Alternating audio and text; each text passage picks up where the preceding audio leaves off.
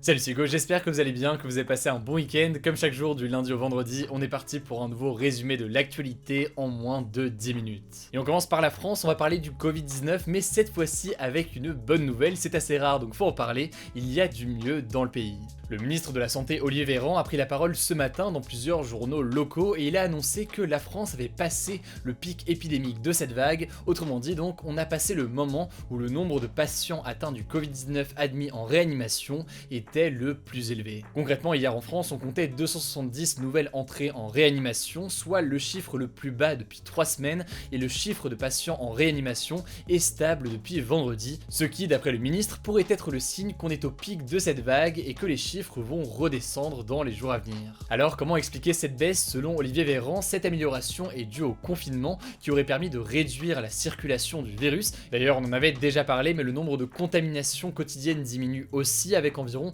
27 000 nouveaux cas hier, alors qu'on tournait aux alentours des 50 000 nouveaux cas avant le confinement. Évidemment, c'est donc une bonne nouvelle, et notamment parce que ça pourrait permettre d'envisager éventuellement une ouverture des commerces non essentiels, autres que les bars et les restaurants, le 1er décembre. Autrement dit, affaire à suivre. Après, évidemment, il faut rester vigilant, et pour l'instant, les mesures restent en place. D'ailleurs, le confinement pourrait se poursuivre jusqu'aux vacances de fin d'année, tout dépendra de ce que décide le gouvernement. En tout cas, les mesures mises en place par le gouvernement continuent à faire débat, et comme toujours sur cette chaîne, vous le savez, on évoquera aussi dans les jours à venir, comme toujours, les critiques adressées au gouvernement, histoire d'avoir les différents points de vue sur le sujet. Allez, on continue avec un deuxième sujet en France. Je voulais vous parler d'une nouvelle polémique autour de Mila, l'adolescente de 16 ans, devenue connue au début de l'année pour ses propos contre l'islam qui lui ont valu des menaces de mort en ligne. En fait, Mila a posté une nouvelle vidéo ce week-end où elle critique la religion musulmane. Dans cette vidéo, elle s'adresse à ceux qui la harcèlent depuis des mois, mais surtout, elle insulte directement Allah, le mot arabe qui désigne Dieu dans la religion musulmane.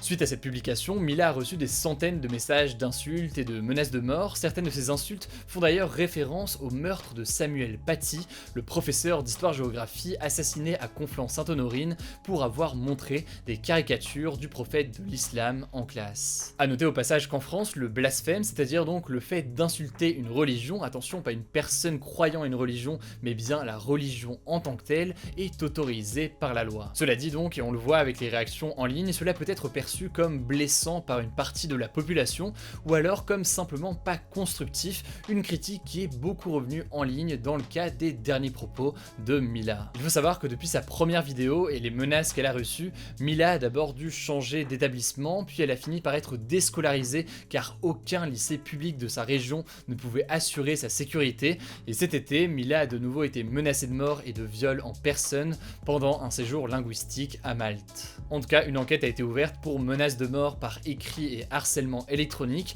Une fois identifiés, les auteurs de ces menaces pourraient risquer potentiellement jusqu'à 3 ans de prison et 45 000 € d'amende. En tout cas, comme d'habitude, vous le savez, c'est un sujet qui est complexe, donc je vous mets des liens en description si jamais vous voulez en savoir plus. Et puis au-delà de ça, on vous tient au courant dans les jours à venir, notamment dans les résumés quotidiens de l'actualité directement sur Instagram.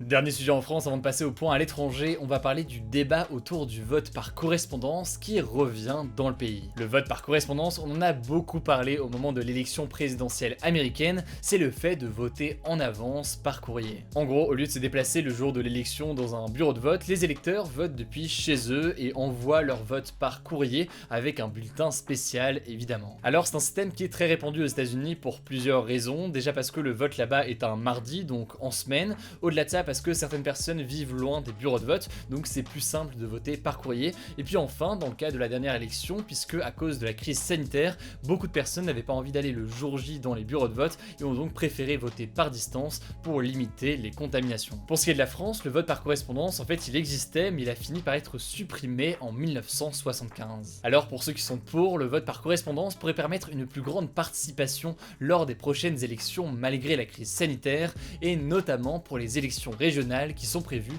pour 2021. Par ailleurs, le président de la République ne serait pas non plus fermé à cette option selon un porte-parole, mais le truc c'est que cette mesure fait aussi débat débat, et ce, même au sein du gouvernement. En effet, le ministre de l'Intérieur, Gérald Darmanin, a publié sur Facebook une tribune présentant cet argument contre le vote par correspondance. Selon lui, notamment, les électeurs seraient moins libres de leur choix en votant depuis chez eux. En effet, dans un isoloir au bureau de vote, on est parfaitement seul et donc on peut voter en parfait secret et pour qui on veut, alors que si on vote par courrier, on pourrait voter depuis chez soi avec une pression potentielle de notre entourage pour voter pour un certain candidat. Enfin, il faut noter que le vote par correspondance a été supprimé en France en 1975 suite à des fraudes pour être remplacé par le système de procuration qui existe aujourd'hui. En gros, aujourd'hui, une personne peut autoriser un proche à voter à sa place s'il ne peut pas se rendre au bureau de vote le jour J. En 1975, le gouvernement avait détaillé à l'époque les soupçons de fraude par correspondance, avec notamment des fausses signatures venant des électeurs,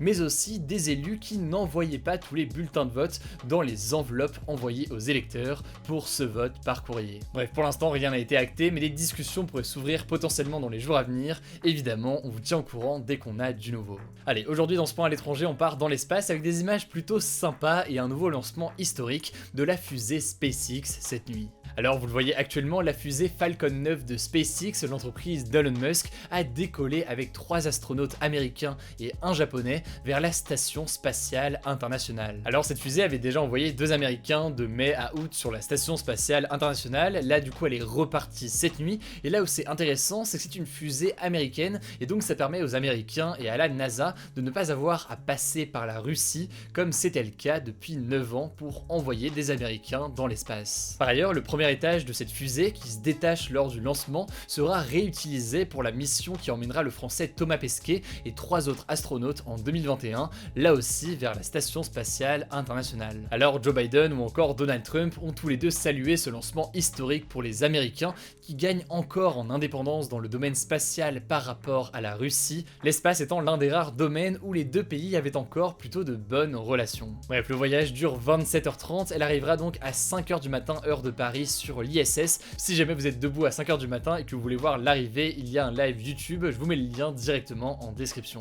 Au passage, le point à l'étranger est un peu plus court aujourd'hui, mais demain on parlera notamment de l'Italie, avec des patients placés sous oxygène dans leur voiture par manque de place dans les hôpitaux, ou encore de cette étude qui avance que le virus serait en Italie depuis septembre 2019. Bref, rendez-vous demain. Avant le débat, vous le savez, on passe à la note positive assez rapidement, et aujourd'hui ça se passe directement au Royaume-Uni. En fait, un projet de loi de lutte contre la déforestation devrait obliger dans les jours à venir les entreprises britanniques à révéler d'où proviennent les matières premières qu'elles utilisent, comme le soja, le bœuf ou encore l'huile de palme. Le gouvernement a expliqué que cette loi permettra de retracer l'origine des produits à l'origine de la déforestation pour vérifier que les fournisseurs des entreprises ne participent pas à la déforestation illégale ou alors plus largement à la dégradation d'écosystèmes. Du coup, vous l'aurez compris, c'est potentiellement une belle avancée en matière de transparence et pour la protection de l'environnement, et si ce sujet de la déforestation vous intéresse, je ne peux que vous recommander chaudement notre documentaire.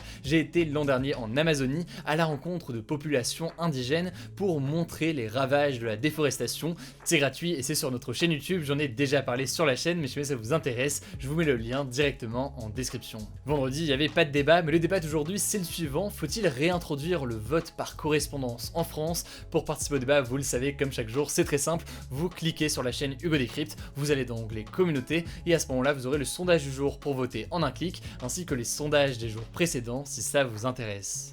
Voilà donc pour ce nouveau résumé de l'actualité en moins de 10 minutes. Au passage, on a envie de tester quelque chose de nouveau cette semaine. En fait, parmi les sujets importants qu'on traite dans ce format, on va chaque jour traiter en plus un sujet que vous avez été nombreux à demander dans les commentaires la veille. Du coup, mettez dans les commentaires aujourd'hui un sujet qui vous semble important à évoquer demain. Du coup, mettez dans les commentaires un sujet qui vous semble important à évoquer et on en parlera très probablement demain. Voilà, écoutez, je crois que j'ai tout dit. Évidemment, pour ne pas rater les vidéos suivantes, pour ça, vous abonnez à cette chaîne YouTube. Vous êtes aussi les bienvenus directement sur Instagram pour les résumés quotidiens de l'actualité en moins d'une minute du lundi au dimanche. Je crois que j'ai tout dit, surtout prenez soin de vous et on se dit à demain pour une nouvelle vidéo.